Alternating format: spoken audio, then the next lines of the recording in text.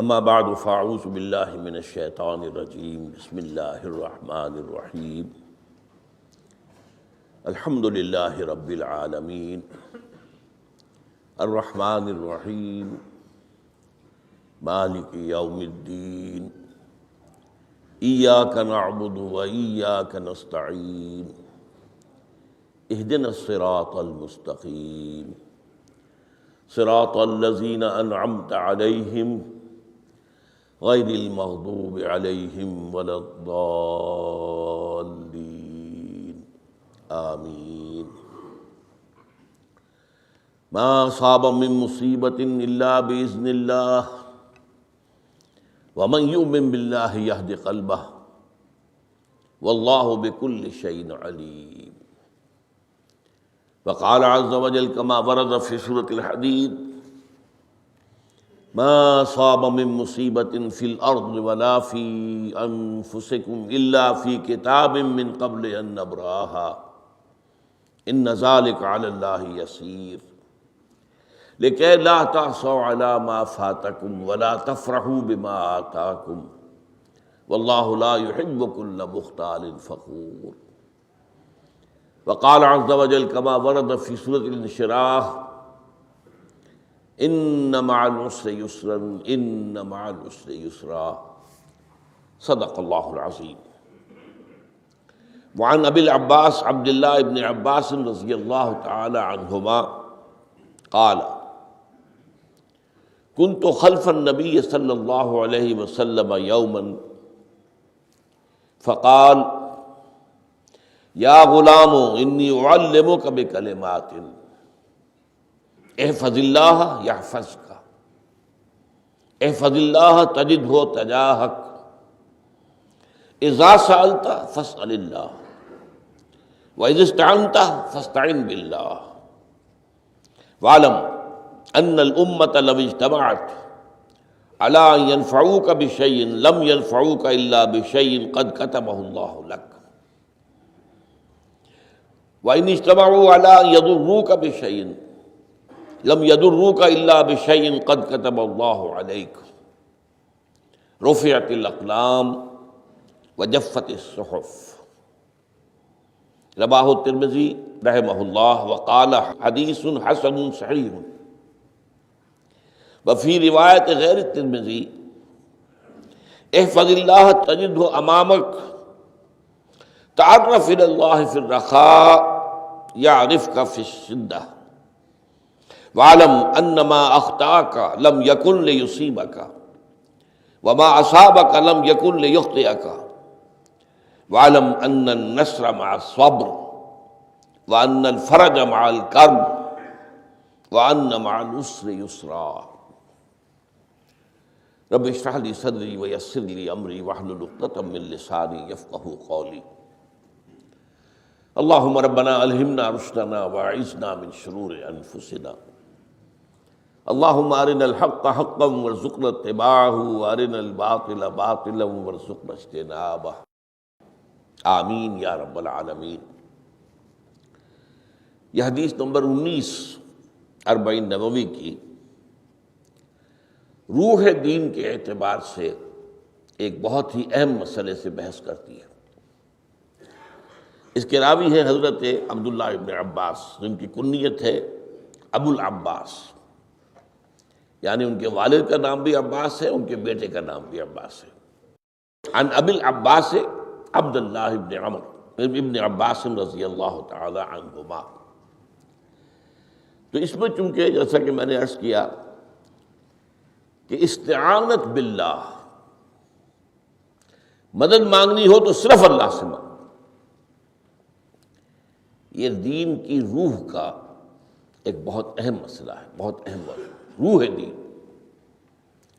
میں نے اسی لیے آج سورہ فاتحہ کی تلاوت کی شروع میں کہ اس مسئلے کی اہمیت جو ہے اس کا آپ کو اندازہ ہو جائے۔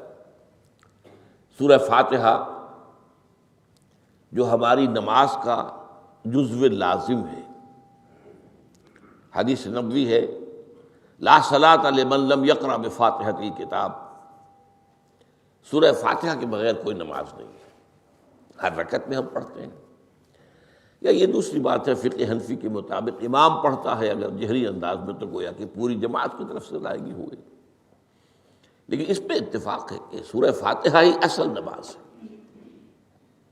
اسی لیے ایک حدیث میں جو مسلم شریف میں آئی ہے حضرت ابو ہریرہ سے، سورہ فاتحہ کی تجزیہ کیا گیا ہے مضامین کا، اور وہ حدیث قدسی ہے۔ قسمت الصلاۃ بینی و بین عبدی نصفین، اللہ فرماتا ہے میں نے نماز کو اپنے اور اپنے بندے کے درمیان برابر برابر تقسیم کر دیا۔ بندہ کہتا، اب اس کے بعد ساری تفصیل سورہ فاتحہ کی ہے۔ صلاۃ کہا، قسمت الصلاۃ بینی و بین عبدی نصفین، تو ہم تو صلاۃ میں سورہ فاتحہ بھی ہے، پھر اس کے بعد کچھ ہم اور قرآن مجید کی آیتیں پڑھتے ہیں، پھر رکوع بھی ہے، پھر سجود بھی ہے، قیام بھی ہے اور قاعدہ بھی ہے، سب ہے۔ صلاۃ تو منہ کا، لیکن یہ کہ اصل صلاۃ سورہ فاتحہ۔ چنانچہ اس حدیث میں تجزیہ کیا گیا ہے، جب بندہ کہتا ہے، میرا بندہ یہ کہتا ہے الحمدللہ رب العالمین، تو میں یہ کہتا ہوں، اللہ تعالیٰ یہ فرماتا ہے حمدنی عبدی، میرے بندے نے میری حمد کی، تعریف کی، ثنا کی۔ جب بندہ کہتا ہے الرحمن الرحیم، میں کہتا ہوں، اللہ کہتا ہے اثنی علی عبدی، میرے بندے نے میری ثنا کی۔ اور جب بندہ کہتا ہے مالک یوم الدین، تو اللہ فرماتا مجدنی عبدی، میرے بندے نے میری بزرگی بیان کی۔ تو یہ سارا میں اس لیے آپ کو حوالہ دے دیا ہے۔ آج میں سورہ فاتحہ کا درس نہیں دے رہا ہوں، پوری بات نہیں سنا رہا ہوں کہ اصل نماز سورہ فاتحہ ہے۔ اب سورہ فاتحہ میں 7 آیتیں ہیں، اور عجیب ترتیب ہے، 3 آیتوں پر ایک جملہ بنتا ہے، الحمدللہ رب العالمین الرحمن الرحیم مالک یوم الدین، آیتیں 3 جملہ 1۔ پھر 3 آیتوں پر ایک جملہ ہے آخر میں، اہدنا الصراط المستقیم صراط الذین انعمت علیہم غیر المغضوب علیہم ولا الضالین، آیتیں 3 جملہ 1۔ درمیانی آیت ہے 4 نمبر کی، ایاک نعبد و ایاک نستعین، یہ ہے در حقیقت مرکزی آیت۔ مرکزی ہو گئی، 3 ادھر 3 ادھر، پھر وہ 3 ایک جملہ، آخری 3 ایک جملہ، اور یہ ایک آیت میں 2 جملے، ایاک نعبد بھی مکمل جملہ ہے، و ایاک نستعین بھی مکمل جملہ ہے۔ اور یہیں پر سورہ فاتحہ کی وہ تقسیم ہوتی ہے آدھی، 3.5 آیتیں ادھر ہیں، الحمدللہ رب العالمین الرحمن الرحیم مالک یوم الدین ایاک نعبد۔ اب واو آ گیا، یہ واو ایسے ہے جیسے کہ آپ ترازو کو پکڑتے ہیں، مٹھ اس کی جو ہے۔ اب 3.5 آیتیں ہیں، وَإِيَّاكَ نَسْتَعِينُ اهْدِنَا الصِّرَاطَ الْمُسْتَقِيمَ صِرَاطَ الَّذِينَ أَنْعَمْتَ عَلَيْهِمْ غَيْرِ الْمَغْضُوبِ عَلَيْهِمْ وَلَا الضَّالِّينَ۔ یہ جو مرکزی آیت ہے، اس میں 2 باتوں کا ذکر ہے۔ ایاک نعبد، ایک تو ہم اقرار کرتے ہیں کہ اللہ ہم صرف تیری ہی بندگی کرتے ہیں اور کرتے رہیں گے، یہ حال اور ماضی، حال اور مستقبل دونوں کو محیط ہے۔ اور دوسرا وَإِيَّاكَ نَسْتَعِينُ، اور صرف تجھ ہی سے مدد مانگتے ہیں اور مانگتے رہیں گے۔ یہ گویا کہ دین کا ایک مرکزی نقطہ ہے، جو صلاۃ کا مرکزی نقطہ ہے، وہی در حقیقت دین کا مرکزی نقطہ ہے۔ اب ہم اس پر غور کر چکے ہیں، 40 نبوی کی حدیث نمبر 3 جو ہے وہ اس پر ہے، ایاک نعبد پر۔ اس میں گفتگو ہو چکی ہے تفصیل سے کہ عبادت کا تصور کیا ہے، جس کے لیے انسان کو پیدا کیا گیا، وما خلقت الجن والانس الا لیعبدون۔ اور تمام رسولوں کی دعوت کا مرکزی نقطہ ان اعبدوا اللہ ما لکم من الہ غیرہ، زندگی آمد برائے بندگی، زندگی بے بندگی شرمندگی۔ اور اس میں جو کنفیوژن ہم نے پیدا کر دیا ہے کہ عبادت کو عبادات کے مترادف قرار دے دیا، نماز روزہ حج اور زکوٰۃ یہ عبادات ہیں، وہ عبادت جس کے لیے ہمیں پیدا کیا گیا ہے وہ یہ چیزیں نہیں ہیں، وہ ہے پوری زندگی میں ہمہ تن ہمہ وقت ہمہ جہت اللہ کی اطاعت۔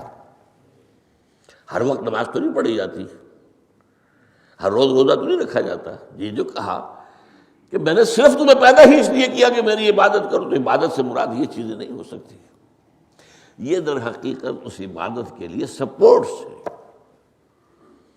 جیسے 4 ستون ہیں ان پر چھت ہے، چھت کو سپورٹ دینے کے لیے ستون ہے. ستونوں کی معنویت ہی تب ہے جب کہ چھت ہو، ورنہ کیا کہیں گے کس لیے کھڑے کر دیے 4 ستون؟ پاگل پن ہے کوئی؟ کس لیے؟ What for? جب تک کہ چھت کا تصور نہ ہو. شامیانے کے لیے 4 آپ نے بانس کھڑے کیے ہیں، کس لیے؟ اس شامیانے کو سپورٹ کرنے کے لیے. تو اب اس میں جو ایک مضمون آیا وہ یہاں بھی آ گیا اس حدیث میں، تو قرآن مجید کی آیت میں ایاک نعبد و ایاک نستعین، یہ ہے دوسری بات جس پر کہ آج کی ہماری مرکزی جو مضمون ہے وہ یہ حدیث. تجھ ہی سے مدد مانگتے ہیں اور مانگتے رہیں گے. اللہ تعالیٰ سے مدد مانگنا، اب آپ یوں سمجھیے کہ مدد جو مانگی جاتی ہے مختلف الفاظ استعمال ہو سکتے ہیں. استعانت وہ اس حدیث میں بھی آیا، قرآن میں بھی آیا سورہ فاتحہ میں، ایاک نستعین. استمداد مدد طلب کرنا، استنصار نصرت مانگنا، استدعاء کوئی دعا کرنا کسی کام کے لیے، استغاثہ کسی کی دعائی دینا، یہ تمام ایک قبیل کی چیزیں ہیں. ان کو جمع کر لیجیے استعانت. اب استعانت ایک تو ہے عام مادی دنیا کے اصول کے اندر میں کسی سے کہوں بھائی مجھے ذرا پانی پلا دینا، یہ بھی استعانت ہی ہو گئی نا. میں نے اپنی ایک ضرورت کو پورا کرنے کے لیے اسے مدد چاہیے. اس میں کوئی شرک نہیں، کوئی برائی نہیں. معلوم ہے یہ ایک عام مادی قوانین کے تحت ہوگا. یہ علیحدہ بات ہے کہ حضور کے بارے میں یہ آتا ہے صلی اللہ علیہ وسلم کہ آپ کبھی ایسے کام کے لیے بھی کسی کو نہیں کہتے تھے.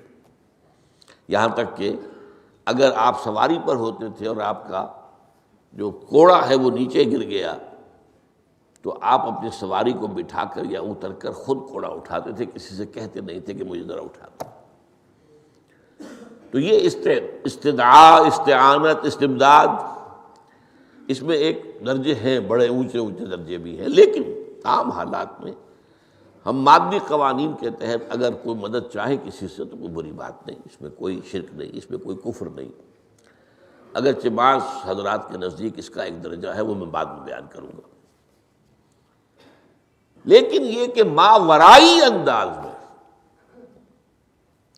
کسی غیر مرئی حقیقی یا موہومہ شخصیت سے مدد مانگنا، یہ شرک. غیر مرئی حقیقی فرشتے ہیں، غیر مرئی ہے حقیقی. موہومہ جنہوں نے گاڈز اینڈ گاڈیسز اور آلہہ بنا لیے، دیویاں دیوتیاں بنا لیے، یہ موہومہ ہے. ان کے وہم کی پیداوار، وہ بھی غیر مرئی ہے.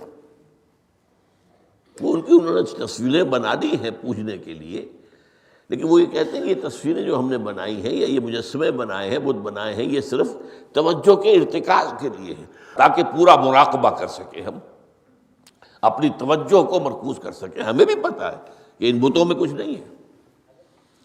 ایک عام ہندو ہے بیچارہ، عام جاہل دیہاتی، وہ تو یہی سمجھتا ہوگا کہ اسی میں ہے سب کچھ، اس بت ہی کے اندر ہے.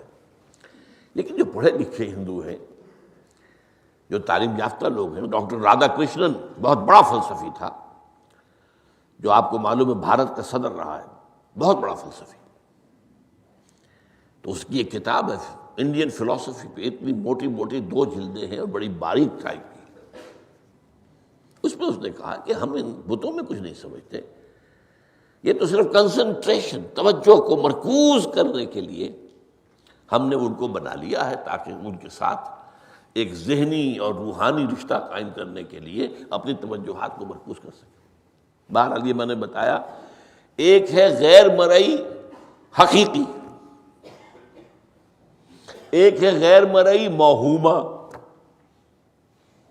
غیر مرئی حقیقی میں فرشتے بھی ہیں، معلوم ہے یہاں موجود ہیں، کرامن کاتبین ہیں. لیکن میں یہ نہیں کہہ سکتا کہ ذرا میری یہ مشکل دور کر دو. اس فرشتے سے میں مخاطب نہیں ہو سکتا، یہ شرک ہو جائے. حالانکہ ہمیں معلوم ہے فرشتہ ہے. فرشتے تو اس وقت ہمارے اس مجمع کو گھیرے ہوئے ہیں. حضور کی حدیث ہے، مجتمع قوم فی بیت من بیوت اللہ یتلون کتاب اللہ ویدارسونہ بینہم الا حفتہم الملائکہ وغشیتہم الرحمہ۔ جب بھی کبھی میرے گھروں سے کسی گھر میں میرے بندے جمع ہوتے ہیں قرآن کو پڑھنے اور سمجھنے کے لیے، سمجھنے سمجھانے کے لیے، تو فرشتے ان کے گرد گھیرا ڈال لیتے ہیں اور ان پر رحمت چھا جاتی ہے اور سکینت ان پر آسمان سے نازل ہوتی ہے، اور اللہ تعالیٰ ان کا ذکر کرتا ہے فی من عندہ۔ دیکھو اے فرشتو، تم تو کہتے تھے نا کہ اے اللہ تو یہ خلیفہ بنانے چلا ہے آدم، یہ تو دنیا میں فساد مچائے گا، دیکھو وہ میرے بندے وہ کیا کر رہے ہیں۔ اللہ تعالیٰ ذکر کرتا ہے ان کا اپنی اس مجلس میں، وہ جو ملأ اعلیٰ کی مجلس ہے، جو اللہ تعالیٰ کے قریب ترین جو فرشتے ہیں ان میں۔ تو فرشتے ہیں لیکن مدد نہیں مانگی جا سکتی۔ اسی طرح اب ذرا مسئلہ دوسرا وہ مختلف ہی ہو جائے گا۔ میں نے پہلے وہ بات کی جس میں اختلاف کا امکان ہی، فرشتے تو ہیں، ان پر ہمارا ایمان ہے، اور اصل میں ایمان بالملائکہ ہی کی شکل بگڑی ہے، یہ جو گاڈز اور گاڈیسز بنا لیے گئے ہیں اور دیوی اور دیوتا بنا لیے گئے ہیں اور آلہہ بنا لیے گئے، ملائکہ ہی کی۔ ملائکہ کو اللہ نے ایک ایک کام کے اوپر معمور کیا ہوا ہے، یہ پہاڑوں کا فرشتہ ہے، یہ بارش کا فرشتہ ہے، یہ فلاں کا فرشتہ ہے۔ انہوں نے انہی کو دیوتا بنا لیا، بس غلطی کیا لگی کہ ان کا کوئی اختیار بھی ہے۔ ہمارا ایمان کیا، فرشتوں کا اختیار کوئی نہیں۔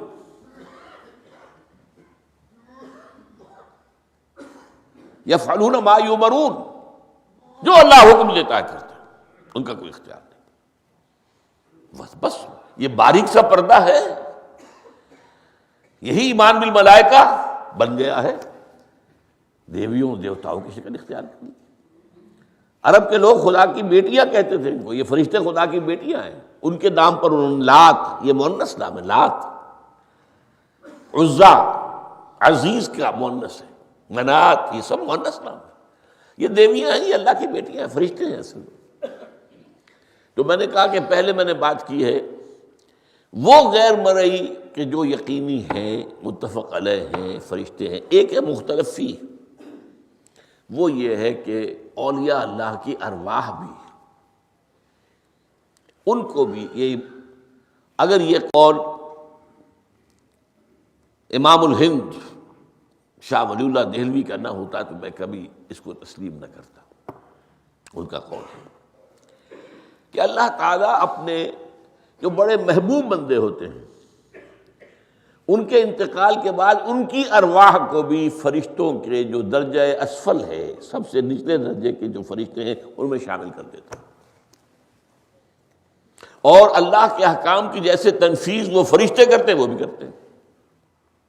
اب یہ مختلف ہی مسئلہ ہو گیا، سب کے نزدیک نہیں ہے ایسا، لیکن یہ کہ بعض کے نزدیک شاہ ولی اللہ کہہ رہے ہیں تو اس کو تو ہم اٹھا کر ردی کی ٹوکری میں تو نہیں پھینک سکتے بات کو، لیکن ان کو بھی نہیں پکارا جائے گا، وہ ہے، وہ بھی اللہ کی سول سروس کے اندر بھرتی ہو گئے۔ سول سروس ہے نا، اس کے کارڈرز ہیں ہمارے ہاں۔ پٹواری سے آپ چلیں گے تو ریونیو کا محکمہ جو ہے، پٹواری پر گرداور اور گرداور سے گرداور، قانون گو اور اس سے اوپر اور نائب تحصیلدار، یہ چلے گا۔ تو فرشتوں کے بھی گریڈ ہیں، طبقہ اسفل، طبقہ اعلیٰ۔ تو اگر اللہ تعالیٰ اپنے نیک بندوں کی ارواح کو بھی اس میں شامل کر دے تو ہمیں کیا اعتراض ہے، اور اس کو ماننے سے کوئی شرک لازم نہیں آئے گا۔ ہاں انہیں پکارو گے تو شرک لازم آ جائے گا۔ بات سمجھ رہے ہیں؟ باریک فرق۔ فرشتوں کو مانتے ہیں، پکار نہیں سکتے، مدد نہیں مانگ سکتے۔ اسی طریقے سے ان کو آپ مانتے بھی ہوں اگر کہ وہ ملائکہ کی آخری صف میں ان کو بھی اللہ نے بھرتی کر لیا ہے تو ٹھیک ہے، لیکن یہ کہ آپ اختلاف کریں، اختلاف بھی کر سکتے ہیں کہ اتنی بڑی بات کے لیے کوئی دلیل قرآن مجید سے ہمیں نہیں ملتی، فرض کیجئے کوئی شخص کہتا ہے، لیکن یہ کہ یہ ایک قول ہے ایک محدث کا ہے، لیکن میں جو بات فرق جو بتا رہا ہوں، ان کو یہ مان لینا کہ فرض کیجئے شیخ عبد القادر جو ہے بغدادی گیلانی رحمۃ اللہ علیہ، ان کی روح اب کہیں آ سکتی ہے، الوا آ سکتی ہے، جیسے ملائکہ آ سکتی ہے، روح محمدی صلی اللہ علیہ وسلم آ سکتی ہے، لیکن ہم اس وقت محمد کو پکاریں گے نہیں، پکارا تو شرک ہو جائے گا، دعوت دعا کی تو شرک ہو جائے گا۔ تو یہ ذرا باریک سا فرق ہے جو ہمارے ہاں اس فرق کو نہ سمجھنے کی وجہ سے ہی یا تو انکار کر دیتے ہیں سرے سے، روح آ ہی نہیں سکتی، اور یا یہ کہ پھر ان سے دعائیں اور استدعاء اور استغاثہ، تو یہ دونوں میں جو ہے انتہا ہو جاتی ہے۔ اچھا، دنیا کے قانون کے تحت بھی جو میں نے کہا تھا، میں بتاؤں گا کہ اس کا بھی ایک مرتبہ ہے۔ آپ نے کسی شخص سے ایک کام کے لیے کہا، وہ کام دنیا کے قوانین کے تحت ہے۔ فرض کیجیے آپ کسی سے کہتے ہیں میری فلاں جگہ پر سفارش کر دیجئے، میرا یہ مسئلہ ہے، 100% درست ہے، لیکن یہ کہ فرض کیجئے کہ میرا جو مدعا علیہ ہے یا جو میرا مد مقابل ہے وہ چرب زبان ہے زیادہ، یا وہ اس نے کوئی لمبی چوڑی سفارش جو ہے فراہم کر دی ہے، تو آپ بھی میری بات رکھ دیں وہاں۔ قرآن مجید میں آیا ہے سورہ نساء، من یشفع شفاعۃ حسنۃ، اچھی شفاعت کرنا، صحیح بات، تو اس کے اندر اللہ تعالیٰ نے اجر و ثواب رکھا ہے۔ اب آپ نے ایک دفعہ کہا، اس نے نہیں کیا، دوسری دفعہ کہا،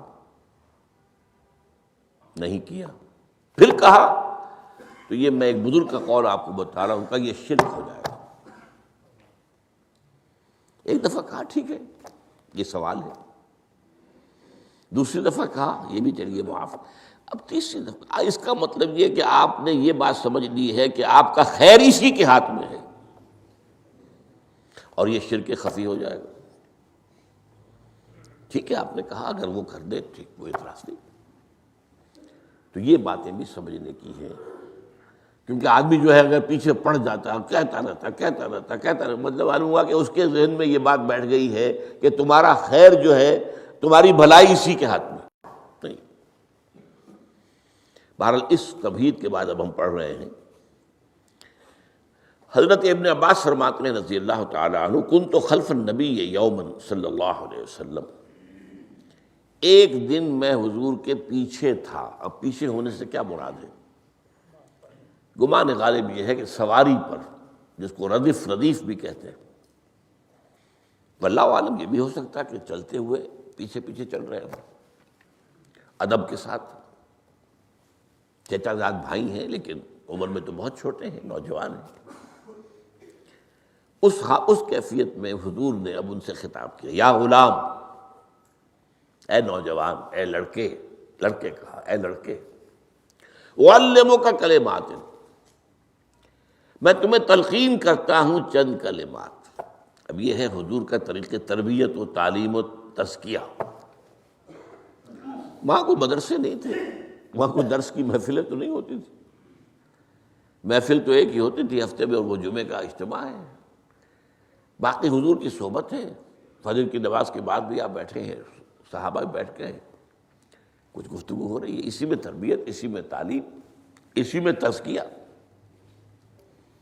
وہ علیحدہ ذکر کے حلقے جو ہے وہ ضربے مارنے کے لیے یہ تو نہیں تھے، یہ تو بات کی ایجاد ہے، ان میں تو سب مانتے ہیں کہ یہ بات کی ایجاد ہے، یہ مصنون چیزیں نہیں۔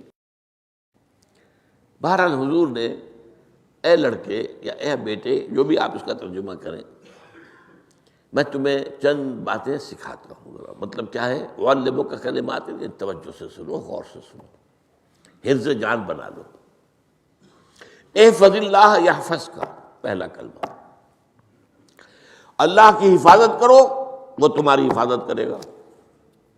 اب اس سے مراد کیا ہے؟ عام طور پر سمجھا گیا ہے کہ اللہ کے احکام کی حفاظت کرو، کوئی حکم ٹوٹنے نہ پائے، وہ تمہاری حفاظت کرے گا۔ اور ایک مفہوم یہ بھی ہو سکتا ہے، اللہ کو اپنے دل میں محفوظ رکھو، اس کی یاد سے اس دل کو، اس خانہ قلب کو خالی نہ ہونے دو۔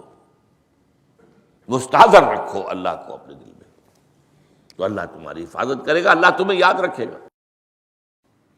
اور حدیث قدسی میں یہ الفاظ آئے، میرا بندہ جب مجھے اپنے دل میں یاد کرتا ہے میں بھی اسے اپنے دل میں یاد کرتا ہوں۔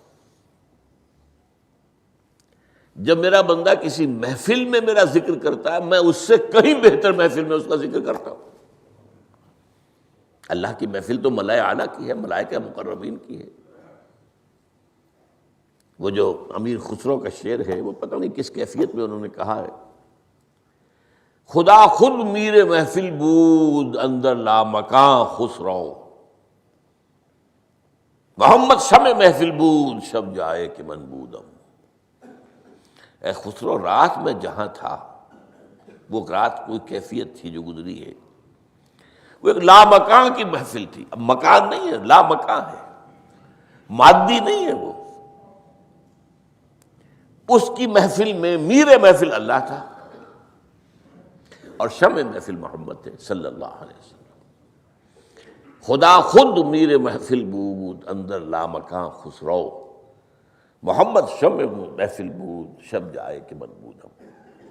بہرحال اللہ کو تم اپنے دل میں مستحضر رکھو، اللہ تعالیٰ تمہیں بھی یاد رکھے گا۔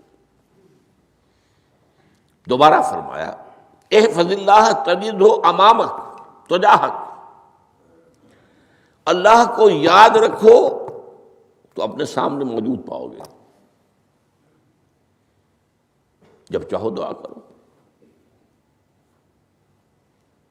وہ جو بات کہا ہے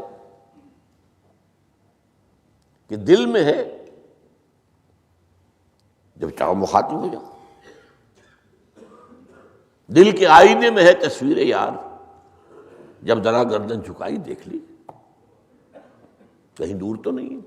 نحن اقرب الیہ من حبل الورید، تمہارے دل میں اللہ ہے تو کہاں جا رہے ہو اس کو ڈھونڈنے کے لیے؟ اپنے دل میں۔ وہ جو بے دل نے کہا ہے ستم است گر ہوست کشد کہ بے سیر سر و سمندرا، تجھے غنچہ کم نہ دمیدئی در دل کشا بچمن درا۔ بڑے ستم کی بات ہے کہ تمہارا دل کہتا ہے چلو ذرا باغیچے میں چلو، پھولوں کی سیر کرو، یہ گلاب کا پھول ہے، یہ موتیا ہے، یہ سیر۔ ستم است، بڑے ستم کی بات ہے۔ کیوں یہ ستم، کیا ہو گیا اس میں؟ ستم است گر ہوست کشد، تمہاری خواہش تمہیں کھینچتی ہے کہ بے سیر سر و سمندرا، سر و سمن، ذرا ان کی سیر کرنے کے لیے آؤ۔ تجھے غنچہ کم نظر، تو خود ایک غنچہ ہے، تو خود ایک پھول ہے، اللہ کا بنایا ہوا اشرف المخلوقات۔ وہ اشرف المخلوقات سے بڑا کوئی پھول ہو سکتا ہے؟ تجھے غنچہ کم نہ دمیدئی در دل کشا، اپنے دل کا دروازہ کھولو، بچمن درا، اس کے اندر جو چمن آباد ہے وہ کیا ہے؟ روح ہے۔ دل مسکن ہے قلب، قلب مسکن ہے روح کا۔ تو احفظ اللہ تجدہ امامک یا تجاہک، اپنے سامنے موجود پاؤ گے۔ اذا سألت فاسأل اللہ، اب آ گیا وہ مرکزی مضمون۔ دیکھو جب مانگو اللہ سے مانگو، غیر اللہ کے سامنے ہاتھ دراز کرو ہی مت۔ ایک حدیث میں آتا، یعنی حرام نہیں ہے، دنیاوی قواعد اصول قوانین کے تحت کسی سے مدد چاہنا، کوئی سوال کرنا حرام نہیں ہے۔ وہ تو میں نے کہا کہ اس پر اصرار آپ کریں گے تو اس میں بو پیدا ہو جائے گی، بدبو پیدا ہو جائے گی شرک کی، لیکن آپ سوال کریں، مدد لیں، اسی پر دنیا قائم ہے، ایک دوسرے کے ساتھ تعاون کے ساتھ۔ لیکن اونچا مقام کیا ہے؟ کسی سے سوال مت کرو سوائے اللہ کے، یہاں تک کہ جوتے باندھنے کا تسمہ تمہیں درکار ہے تو بھی کسی سے مت مانگو، اللہ سے مانگو۔ کیا پتہ اللہ کس کے دل میں ڈال دے اور وہ آ کے تمہیں تسمہ پیش کر دے۔ ہوتا ہے ایسا، بسا اوقات ہوتا ہے۔ جو اللہ کے ساتھ لو لگا کر رکھنے والے ہیں ان کے تو ایسے واقعات ہوتے ہیں کہ دل میں ایک بات آئی اور اس کے بعد وہی بات جو ہے وہ کوئی شخص آ گیا اور اس نے وہ بات پوری کر دی۔ کیونکہ لوگوں کے دل جو ہے وہ تو اللہ کی دو انگلیوں کے مابین جسے چاہتا پھیر دیتا ہے۔ کیا پتہ اللہ کسی فرشتے کو انسانی شکل میں بھیج دے. آتا ہے فرشتہ، آتا ہے انسانی شکل میں آتا ہے، آپ کی تکلیف کو رفع کر دے، آپ کی ضرورت کو پورا کر دے. اسی سے مانگو، کسی اور سے مت مانگو. یہ ہے توحید کا لب لباب. یوں سمجھیے اسلام کی جڑ کیا ہے؟ ایمان. اسلام کا جو خارجی نظام عمل ہے، انفرادی اعمال ہوں اجتماعی ہوں، ان سب کی روح رواں کیا ہے؟ ایمان. ٹھیک، ایک بات ہو گئی. ایمان کا خلاصہ لب لباب کیا ہے؟ ایمان باللہ. جیسے ایمان بالآخرہ بھی ہے، ایمان بالملائکہ ہے، ایمان بالانبیاء ہے، ایمان بالرسل ہے، ایمان بالکتب ہے، ایمان بالقدر ہے، لیکن اصل ایمان. اسی لیے ایمان مجمل میں آپ کو معلوم ہے کسی اور چیز کا ذکر نہیں. آمنت باللہ کما ہوا باسمائہ و صفاتہ وقبلت جمیع احکامہ اقرار باللسان و تصدیق بالقلب. یہ ایمان مجمل ہے. اجمالی طور پر ایمان اس کا نام ہے. ہاں مفصل تفصیلی طور پر آمنت باللہ و ملائکتہ و کتبہ و رسلہ والیوم الآخر والقدر خیرہ و شرہ من اللہ تعالی والبعث بعد الموت. تو اسلام کی جڑ ایمان، اور اسلام کا سارا جو نظام عمل ہے، چاہے انفرادی اعمال ہو چاہے اجتماعی، ان سب کی روح رواں ایمان. اور ایمان کا خلاصہ ایمان باللہ. اور ایمان باللہ کا اصل حاصل وہ ہے جو اس حدیث میں آ رہا ہے. اس کے دو ہیں تقاضے: عبادت صرف اسی کی، استعانت صرف اسی سے. اس لیے میں نے سورہ فاتحہ کا تذکرہ شروع میں کیا. یہ عبادت کا جوہر ہے، عبادت کا جو ہے یہ ایمان کا حاصل. عبادت صرف اس کی اور استعانت صرف اس سے. استعانت ہی میں سوال بھی آ گیا، یہ بھی مدد ہے. آپ کسی سے کچھ مدد مالی چاہ رہے ہیں یا کوئی اور مدد چاہتے ہیں، کسی کام میں مدد چاہتے ہیں، جیسے میں نے کہا تھا کہیں سفارش کرانا چاہتے ہیں، یہ بھی ایک مدد ہے. وَإِذَا اسْتَعَنْتَ فَاسْتَعِنْ بِاللَّهِ. اور جب مدد مانگو صرف اللہ سے مانگو. اور وہ سارے الفاظ یاد کر لیجیے: استدعاء، استعانت، استغاثہ. یہ جو غوث اعظم سے استغاثہ کیا جاتا ہے، یہ تو شرک ہے. استغاثہ اللہ سے، دعائی اللہ کی. اس اعتبار سے استمداد، استعانت، استدعاء، استغاثہ، یہ سب اللہ سے، صرف اللہ سے. عبادت صرف اللہ کی، ایاک نعبد، اور استعانت صرف اللہ سے. اذا سألت فاسأل اللہ واذا استعنت فاستعن باللہ واعلم. اب یہ جو آخری ٹکڑا آ رہا ہے، حدیث نمبر 4 تھی وہ عبداللہ ابن مسعود رضی اللہ تعالیٰ عنہ، اس میں بھی مضمون جو آیا وہ یہاں پر دوبارہ آ رہا ہے. وعلم، اور اے میرے بیٹے، میرے بچے، اے عزیز،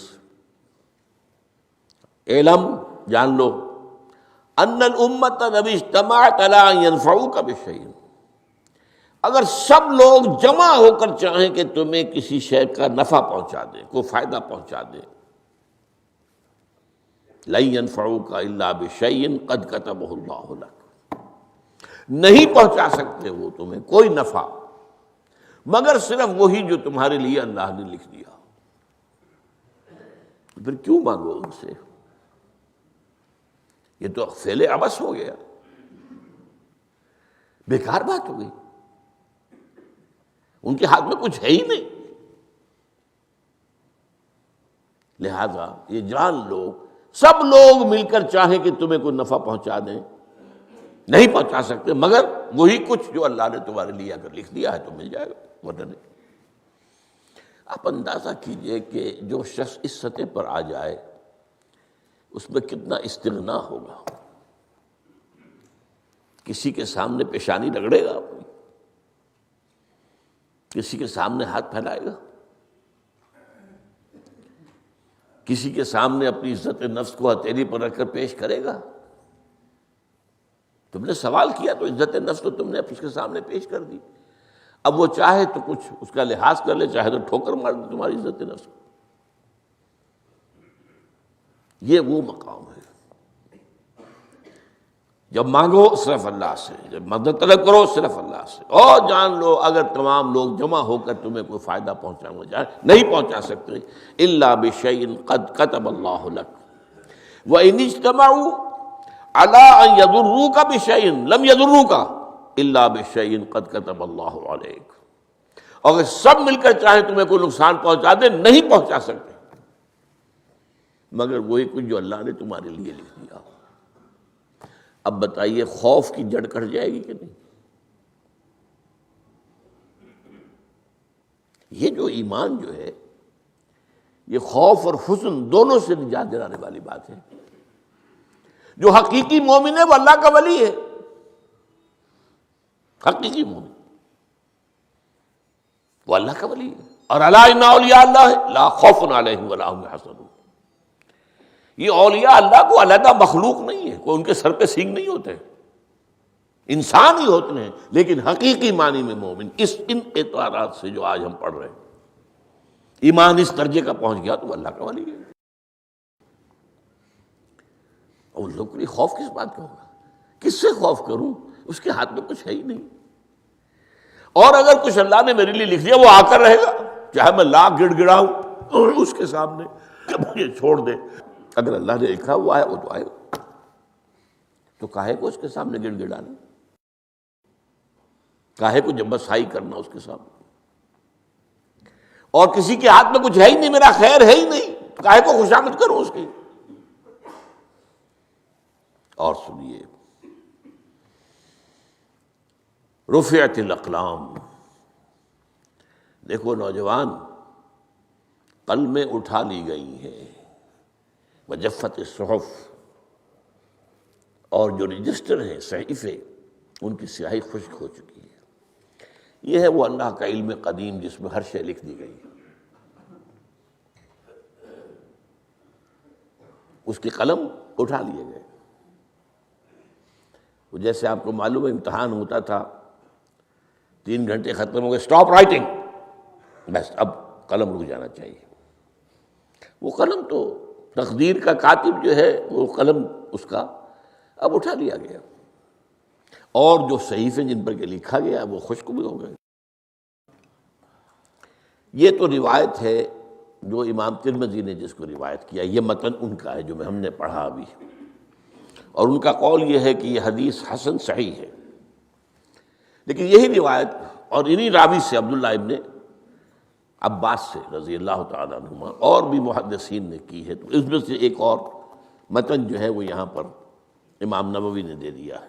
احفظ اللہ تجدہ امامک، یہ تو پہلا وہ ٹکڑا تھا. وقت تجاہک تھا، یہاں امامک ہے. مطلب ایک ہی ہے، اپنے سامنے پاؤ گے. اللہ کی حفاظت کرو، اللہ کو دل میں، اللہ کی یاد کو محفوظ رکھو، گویا کہ اللہ کو مستحضر رکھو. ذکر اللہ کے معنی کیا ہے؟ استحضار اللہ فی القلب، یہ ذکر اللہ ہے. جنہیں ہم ذکر سمجھ بیٹھے ہیں وہ ذکر کے ذریعے ہیں. اقیم الصلاۃ لذکری، نماز قائم کرو میری یاد کے لیے. نماز ذریعہ ہے یاد کا. یہ علیحدہ بات ہے کہ آپ نے 17 رکعتیں بھی پڑھ لی ہو جو عشاء کی اور یاد آپ کو آئی ہی نہیں کوئی. آپ تو ایک میکینیکل انداز میں جو ہے وہ اٹھک بیٹھک کر رہے ہیں اور آپ کی زبان سے کچھ نکل رہا ہے، اس کا آپ کے شعور سے، دل کی گہرائی سے کوئی رابطہ ہے ہی نہیں. وہ ذکر تو نہیں ہوا. ہاں نماز فرض تھی وہ ادا ہو گئی، آپ کی فرض ادا ہو گئی. تو جنہیں ہم نے ذرائع، جنہیں ذکر سمجھا وہ ذرائع ذکر ہے. اللہ اللہ سبحان اللہ سبحان اللہ زبان سے، یہ تاکہ اس کے نتیجے میں وہ ذکر حاصل ہو جائے. استحضار اللہ فی القلب، ذکر کے معنی ہے استحضار اللہ فی القلب. تعرف الی اللہ فی الرخاء، اور دیکھو کشادگی کے وقت میں تم اللہ کو یاد رکھو، اللہ کی طرف رجوع کیے رہو، بھول نہ جاؤ. وہ نہ ہو جو کبھی کہا تھا، بہادر شاہ ظفر کے اشعار میں سے بہت زور کا شعر ہے. ظفر آدمی اس کو نہ جانیے، چاہے کتنا ہی ہو فہم و ذکا، جسے عیش میں یاد خدا نہ رہی، جسے تیش میں خوف خدا نہ رہا، وہ ہے کشادگی کی حالت میں، جبکہ تمہارے لیے کشادگی ہے، اللہ کی طرف رجوع کیے رکھو۔ یعرف کا فی الشدہ، تو اللہ اپنی توجہ تم پر رکھے گا شدت کے وقت میں، جب تمہیں کوئی تکلیف ہے اس تکلیف کو تم پر آسان کر دے گا۔ تکلیف تو آنی ہے، لکھی ہوئی ہے، وہ تو آئے گی، لیکن یہ کہ اللہ تعالیٰ اس کی شدت کو، ایک ہی چیز ہے جس کو ایک انسان بہت شدت کے ساتھ محسوس کر رہا ہے، دوسرا آدمی اتنا نہیں محسوس کر رہا، احساس کا معاملہ ہوگا نا۔ وہ تو اصل میں اگر انسان کی نروز کٹی ہوئی ہے تو احساس ہوگا ہی نہیں، سرے سے ہی نہیں ہوگا۔ تو اس اعتبار سے اللہ تعالیٰ تمہارے لیے اس شدت کی کمی کر دے گا۔ وَعْلَمْ أَنَّمَا أَخْطَأَكَ لَمْ يَكُنْ لِيُصِيبَكَ، اور جان لو جو چیز تم سے چھوٹ گئی ہے، رہ گئی ہے، وہ ہرگز تمہیں ملنے والی نہیں تھی۔ اب آپ نے کسی ملازمت کے لیے درخواست دی ہے، درخواستیں مانگی گئی ہیں، اپنی سی محنت کر لی، نہیں ملی ملازمت، اب آپ بیٹھے ہوئے افسوس میں، رنج میں، غم میں، فلاں نے یہ کر دیا، فلاں نے یہ کر دیا، وہ فلاں جو ہے بڑی تکڑی سفارش لے آیا تھا، فلاں نے رشوت دے دی۔ چھوڑو میاں اس کو، وہ تمہارے لیے نہیں تھی، کاہے کو اپنے ذہن کے اندر یہ کھچڑی پکا رہے ہو بیٹھے ہوئے؟ خام خواہ آپ شاید سوء ظن میں بھی مبتلا ہو رہے ہو، کسی نے نہ رشوت دی اور آپ سمجھتے ہو کہ رشوت دی ہے اس نے۔ یہ ساری چیزیں جو ساری سیئات، ان کی جڑ کٹ جائے گی۔ وَعْلَمْ أَنَّمَا أَخْطَأَكَ لَمْ يَكُنْ لِيُصِيبَكَ وَمَا أَصَابَكَ، اور جو چیز تم پر آ گئی، لَمْ يَكُنْ لِيُخْطِئَكَ، ہو ہی نہیں سکتا تھا کہ وہ تم پر نہ آتی۔ یہ کر لیتا تو ہو جاتا، شاید یہ کر لیتا، میں نے ٹیکا پہلے لگوا دیا ہوتا تو یہ بات نہ ہوتی۔ بھائی وہ جو ہونا تھا وہ ہونا تھا۔ اب یہ وہ چیز ہے جس سے انسان میں کیفیت پیدا ہوتی، تسلیم و رضا۔ ہم بھی تسلیم کی خو ڈالیں گے، بے نیازی تیری عادت ہی صحیح، اے اللہ جو تو نے چاہا مجھے قبول ہے۔ اسی لیے میں نے آپ کو آیتیں سنائیں سورہ تغابن کی، ما اصاب من مصیبت الا باذن اللہ، کوئی مصیبت نہیں آتی مگر اللہ کے اذن سے۔ ومن یؤمن باللہ یہد قلبہ، جو اللہ پر ایمان رکھتا ہو اللہ اس کے دل کو ہدایت دے دیتا ہے۔ ہدایت کس بات کی؟ تسلیم و رضا۔ ستمست گر حوست کا شد کہ میں سر و سمندرا، نہیں یہ دوسرا شعر میں پڑھنا چاہتا تھا۔ سر دوستاں سلامت کہ تو خنجر آزمائی، نہ شبد نصیب دشمن کے شبد ہلاکے تیغت۔ اے اللہ تیری طرف سے ہے، مجھے قبول ہے، اور بظاہر مجھے تکلیف ہو رہی ہے لیکن یقیناً اس میں میرا کوئی خیر ہے۔ یدک الخیر، تیرے ہاتھ میں تو خیر ہی خیر ہے، جو بھی تیری طرف سے آئے۔ سر تسلیم خم ہے جو مزاج یار میں آئے۔ اور یہ مضمون جو ہے زیادہ بڑے پیمانے پر سورہ حدید میں آیا ہے۔ ما اصاب من مصیبت فی الارض ولا فی انفسکم الا فی کتاب من قبل ان نبرأہا، کوئی مصیبت نہیں آتی نہ تمہاری جانوں میں نہ زمین میں، زمین میں زلزلہ آ جانا، سیلاب آ جانا، کچھ اور زمین کا دھنس جانا، یا یہ ہے کہ تمہاری جانوں میں کوئی بخار ہو گیا، کوئی اور تکلیف ہو گئی، اچانک معلوم ہوا کہ صاحب تو کینسر ہے، اور کینسر بھی اب 3rd سٹیج کو پہنچ چکا ہے۔ لیکن جو بھی آیا ہے وہ اللہ کے علم قدیم کی کتاب میں پہلے سے لکھا ہوا ہے، فی کتاب من قبل ان نبرأہا، یہ ایک کتاب میں درج ہے اس سے پہلے کہ ہم اسے ظاہر کریں۔ اس کا نتیجہ کیا نکلنا چاہیے؟ لیکن لا تاسوا علی ما فاتکم ولا تفرحوا بما آتاکم، افسوس نہ کیا کرو جو تم سے جاتا رہے، چھوٹ جائے۔ کوئی عزیز فوت ہو گیا، کوئی موقع ہاتھ سے نکل گیا، ارے بھائی میں چوک گیا، بڑا موقع تھا، اب اس پر افسوس کر رہے ہیں؟ نہیں، جو چیز لیکن لا تاسوا علی ما فاتک ولا تفرحوا بما آتاک، جو اللہ تمہیں دے دے اس پر اتراؤ مت۔ وما اصابک لم یکن لیخطئک واعلم ان النصر مع الصبر، اور جان لو اللہ کی مدد صبر کے ساتھ آتی ہے۔ جو آئے اس کی طرف سے جھیلو، زبان پر کلمہ شکوہ اور شکایت نہ آئے، اللہ سے شکایت نہ آئے، تسلیم و رضا، جو تیری رضا ہے۔ تیری صحت ہمیں منظور ہے لیکن اس کو، مولانا محمد علی جوہر ایک مرتبہ جیل میں گئے، ایک بیٹی بیمار ہوئی، فوت ہو گئی۔ اس کے بعد دوسری مرتبہ پھر جیل میں گئے، دوسری بیٹی کو وہی بیماری ہوئی، جیل میں اطلاع ملی کہ بیٹی کو یہ بیماری ہو گئی ہے، تو خط لکھا اشعار کی شکل میں۔ اس کا آخری شعر یہ ہے، تیری صحت ہمیں منظور ہے لیکن اس کو نہیں منظور تو پھر ہم کو بھی منظور نہیں۔ ہم تو چاہتے ہیں میں بیٹی کے تجھے شفا ہو جائے، اسے منظور نہیں تو پھر ہمیں بھی منظور۔ وَاعْلَمْ أَنَّ النَّصْرَ مَعَ الصَّبْرِ وَأَنَّ الْفَرَجَ مَعَ الْكَرْبِ۔ فرج، فراخی، کھل جانا کسی چیز کا، یہ ہے کرب کے ساتھ، تکلیف کے ساتھ، تکلیف ہوتی ہے ساتھ۔ اللہ نے قانون بنایا ہے دنیا کا۔ اب آپ اندازہ کیجئے بچے کی ولادت میں ماں کو کتنی تکلیف اٹھانی پڑتی ہے۔ آج کل تو فیشن ہو گیا ہے، سیدھے سیدھے جاؤ آپریشن کراؤ، تکلیف سے بچ جاؤ، لیکن یہ ہے کہ یہ بھی آپ کے علم میں ہوگا، وہ ساری تکلیف جیسے ہی بچے کو لا کر ماں کے برابر لٹایا ہے، ساری تکلیف ختم، پھر جو راحت اس سے میسر آتی ہے۔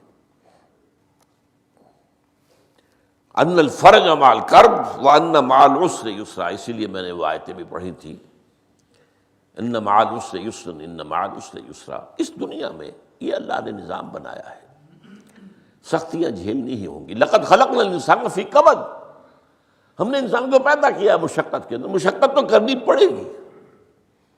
کسی کی جسمانی مشقت زیادہ، کسی کی ذہنی مشقت زیادہ، مشقت سے چارہ کسی کو نہیں۔ تو یہ ہے ان مع العسر یسرا ان مع العسر یسرا۔ بارک اللہ لی ولکم فی القرآن العظیم ونفعنی وإیاکم بالآیات والذکر الحکیم۔